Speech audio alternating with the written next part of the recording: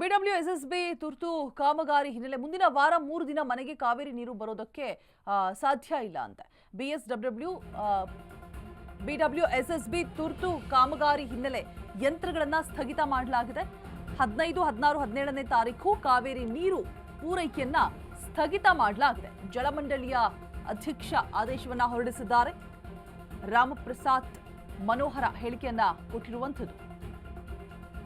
BWSSB ತುರ್ತು ಕಾಮಗಾರಿ ನಡೀತಾ ಇರುವಂತಹ ಹಿನ್ನೆಲೆಯಲ್ಲಿ ಯಂತ್ರಗಳು ಸ್ಥಗಿತ ಆಗಿದೆ. ಸೊ ಆ ಕಾರಣಕ್ಕಾಗಿ ಒಟ್ಟು 60 ಗಂಟೆ ನಿಮ್ಮ ಮನೆಗೆ ಕಾವೇರಿ ವಾಟರ್ ಇರೋದಿಲ್ಲ. ಮುಂಜಾಗ್ರತೆಯಾಗಿ ಅಗತ್ಯ ನೀರು ಸಂಗ್ರಹಿಸೋದಕ್ಕೆ ಕೂಡ ಸೂಚನೆಯನ್ನ ಕೊಡಲಾಗಿದೆ.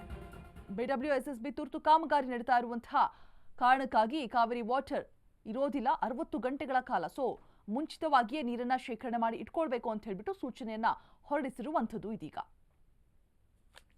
ಬೆಂಗಳೂರು ಜಲಮಂಡಳಿ ವತಿಯಿಂದ ಈಗ ಒಂದು ತಿಳುವಳಿಕೆಯನ್ನು ಕೊಟ್ಟಿದ್ದೇವೆ. ಪ್ರಮುಖವಾಗಿ ಬೆಂಗಳೂರಲ್ಲಿ ಸಮಸ್ತ ನಾಗರಿಕರಿಗೆ ಕೂಡ ನೀರು ಸರಬರಾಜು ಸಮರ್ಪಕವಾಗಬೇಕಂತ ಹೇಳಿ ಕೆಲವೊಂದು ತುರ್ತು ಕಾಮಗಾರಿಗಳನ್ನು ಕಾವೇರಿ ವಾಟರ್ ಟ್ರೀಟ್ಮೆಂಟ್ ಪ್ಲಾಂಟ್ ಅಲ್ಲಿ ಮಾಡೋದಿದೆ.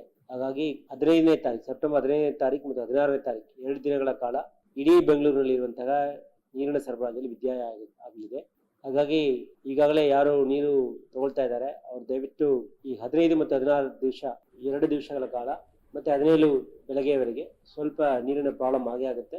ಹಾಗಾಗಿ ತಾವೆಲ್ಲರೂ ಕೂಡ ಈಗಾಗಲೇ ಮುನ್ಸೂಚನೆಯಾಗಿ ಇರುವ ನೀರನ್ನು ಸದ್ಬಳಕೆ ಮಾಡೋದಾಗ್ಲಿ ಅಥವಾ ನೀರನ್ನು ಶೇಖರಣೆ ಮಾಡ್ಕೊಳ್ಬಹುದಾಗಿದೆ. ಮತ್ತು 17ನೇ ತಾರೀಕಿಂದ ಸಪ್ಲೈ ಪ್ರಾರಂಭ ಆಗುತ್ತೆ. ಸಾರ್ವಜನಿಕರಲ್ಲಿ ಈಗಾಗಲೇ ಪ್ರೆಸ್ ಮುಖಾಂತರ ನಾವು ಪ್ರಕಟಣೆ ಮಾಡಿದ್ದೇವೆ.